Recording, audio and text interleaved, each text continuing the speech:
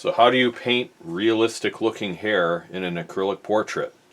Hi, I'm mattphilleo here in the studio working today on this oval vignette portrait of a girl at a swimming pool. And today I want to concentrate on painting the hair. I have this portrait partially finished, more than halfway done, but still a lot of work to go.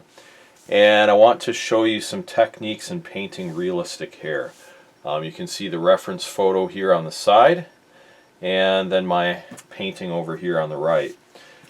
And it's a process. When you're painting with the glazing technique, it's a matter of pointing out little sections and shapes of certain values and keeping things very simple. You don't want to try to paint every little hair, but you just want to build up on the foundations that you've already created in previous layers.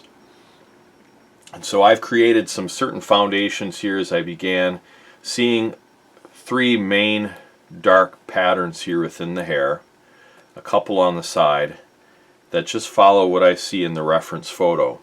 And then after that I go in and I add more details. So I'm going to take some raw umber dark, a little bit of titanium white, and even though she has blonde hair, we definitely don't want to use yellow. Maybe just a hint of yellow, but mostly we're using earth tones. And that's the way to see it. You want to actually take notice of the color that's in your reference photo and try to duplicate that as much as possible. But more important than getting the color accurate is getting the values accurate. So I'm going to go in here and just add a few different levels of detail. I have this small round brush, it's a size 6. I can get it to a really nice point. And I'm going to just touch the surface. You see, I'm just gliding my brush across the surface in a curved pattern here. Now this canvas is curved. This is a bubble print within a bubble frame. So it does kind of have a curved surface that maybe helps me to graze it along a little smoother, but this is something you definitely can do in a regular flat canvas as well. I'm just going to use every advantage I have though. And so I'm basically just grazing across, trying to get some definition in a few different spots. When you have people with straight hair, unless that hair is perfectly combed, perfectly parted, generally you're going to have a bunch of little triangles. And I would say a bunch of little isosceles triangles. You know, those long skinny triangles that you learn about in geometry class? That's what I'm talking about here. So you want to learn to see those little shapes, because you have sections of hair that run down and meet into other sections, and wherever they aren't, then there's little shadows, little areas where it's almost like a cave, I'll call it that, just because there's these tiny little areas left by the hair coming out. And so we're trying to create those. And you want to keep the randomness of the shape. Try not to make things too even or patterned. You're going to always fight a tendency to put everything in the middle, have everything symmetrical. If you have a striation in the hair, I call it a striation, you're going to want to put a shadow right in the middle of that, but you need to fight that tendency.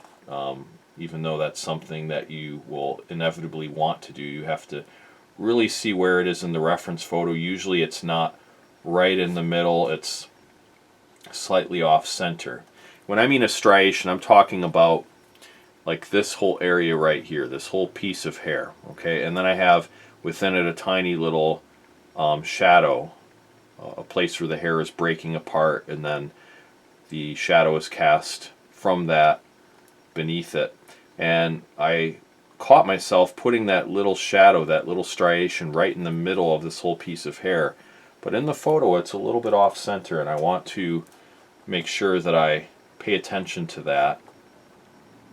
And that goes a long way then in promoting the realism that we're shooting for.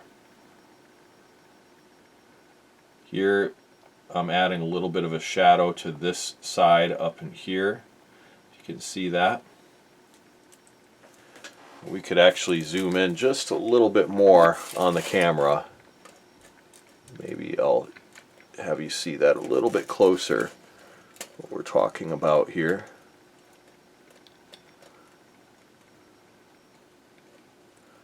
Just a little bit closer.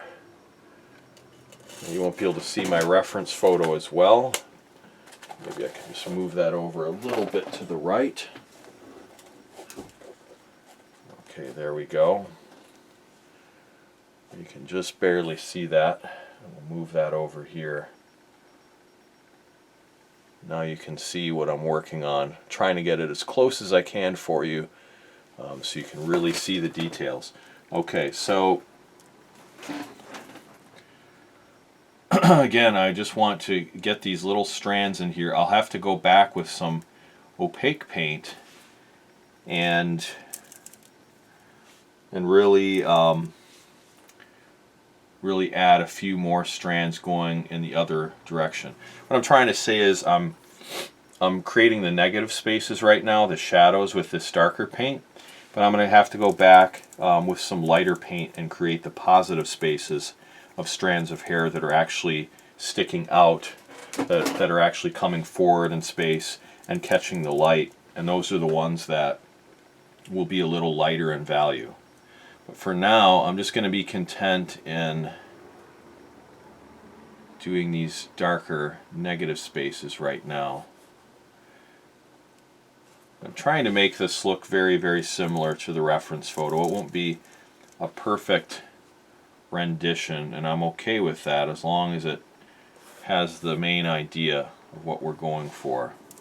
And here we have a little strand kind of coming off in a different direction, and those can look really nice if you can capture them correctly. Here I want to make this strand just a little bit more irregular. I made it a little too even. Again, all I'm using is raw umber dark and titanium white. That's it. So for this platinum blonde hair, that's just the perfect color. No yellow added, at least on this layer. I might add just a tiny bit to the top where the light's hitting it, but that would be it.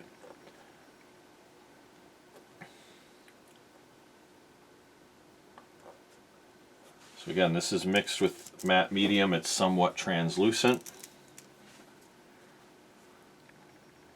and that does give it the ability to capture some good shading. I just introduced a little bit of burnt umber. It's a little more on the reddish side because I noticed that color right down here as we get towards her skin on the forehead. I'm trying to keep the colors as simple as possible. We'll darken up in here a little bit.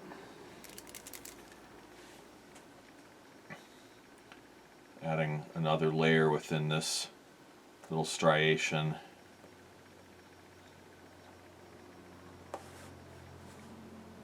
And then in here we're going to darken that spot a bit with a few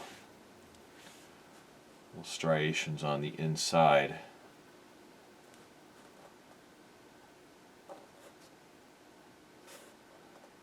And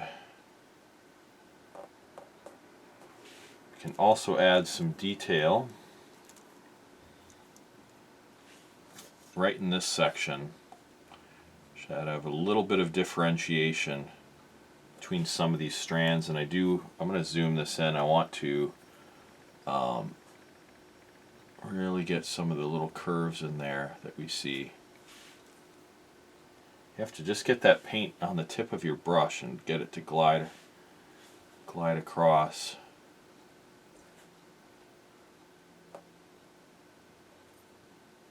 Now right here we have some interesting things going on. There is a nice little triangular shape. Can you see it?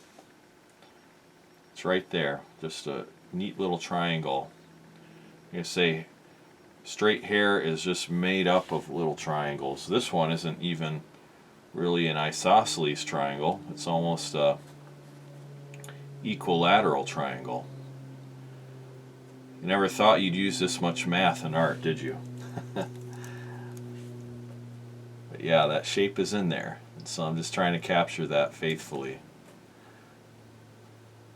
No, I am not a fan of math. Math was one of my worst subjects in school. I just remember a few things. It's amazing though how much math I've had to use in my art, and calculating proportions for canvases and things like that. I once painted a mural of a football field for somebody, and I had to use a ton of math in getting the proportions, the angles of the yard lines to come out. So yeah, not a fan of math, but I guess, you know, I know how to use a calculator. Anyway, I'm just adding some little details here on this right side on the highlighted portion of the hair. And if I can go and pick out a few little details on the top, you notice there's some really dark values right in there. And I want to just really capture those well. Again, those are little triangular shapes too, but they're a lot smaller. There's a strand of hair that comes out on top. I'm probably going to have to hit that with opaque paint. But if I can just get these little guys in there, that'll make me happy.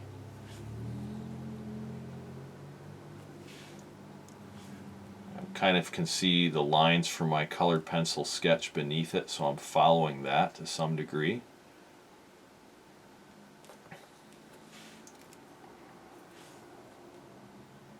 A little bit of a line right there. I'm gonna have to thin this out. It's just a little too dark. I'll add a bit of white to it just to make it kind of cover better.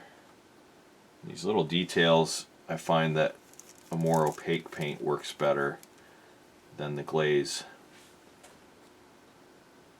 Otherwise, it just doesn't want to cover as nicely if it's not opaque enough. So I do add a little bit of white. I mean, I'm still thinning it down with matte medium, but it's that's more just to keep it fluid and to control the value. I alternate between adding white and then also adding matte medium to thin it out and make the value lighter. So between those two different things. But anyway, let's fill this in. This still kind of has the sketchiness of the colored pencil beneath it. It's not hit by a lot of paint. And then right here, now that's a little too dark. So let's just lighten that a little bit.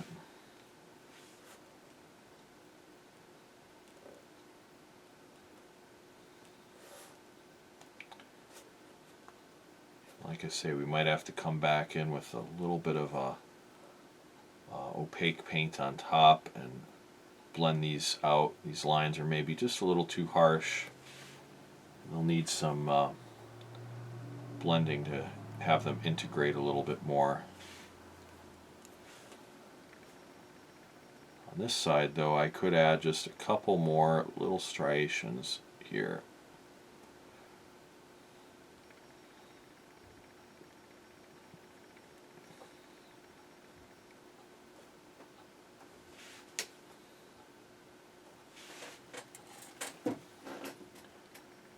Then it's a little bit darker on the side, on the back, on the left side.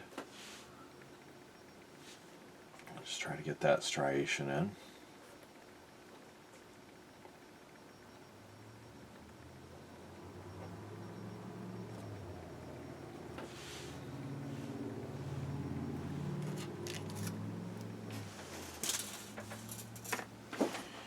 Okay, and then add a tiny bit of raw sienna. Just a tiny bit of raw sienna, if you can see that. And I want to just add that slightly to this side. Here I can see that color in there just a bit underneath that whole mass of hair.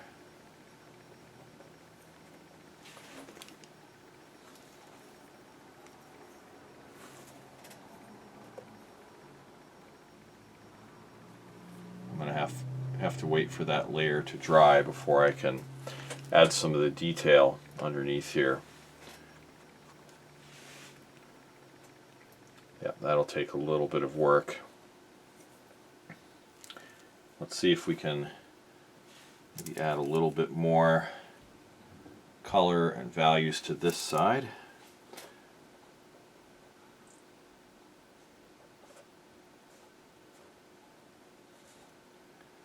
There we go. Now the hair is not done yet, but it's moving in the right direction. There are a few things I have to address, like if you notice in the reference photo, there's just a slightly cooler color on top, and that's the color of the sky kind of reflecting on the top of her hair. I still have to get that in there, which would be just a slight bit of blue, making a glaze, really faint glaze. That would hit just on that side. And then I would come back with some opaque paint and highlight these spots, just to bring them out, give them a little more luminosity because the light is touching on this side. Eventually this line here that I have sketched in is going to disappear. I'm just going to have her head sticking out against the background because of the contrast and values, not the line. But I'm going to keep it there for now just so I know what's going on. And eventually that'll disappear. But anyway, I hope you found this tutorial here helpful. And if you did, give it a thumbs up. That helps us to get seen by more people on YouTube.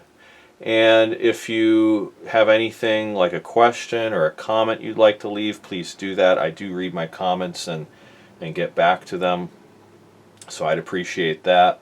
And then if you need more help with your portrait painting, go to realisticacrylic.com, and I have over a dozen, probably a couple dozen tutorials there on portrait painting that you can use right away. Different aspects of portrait painting, from sketching to blending colors to studio practices and things like that.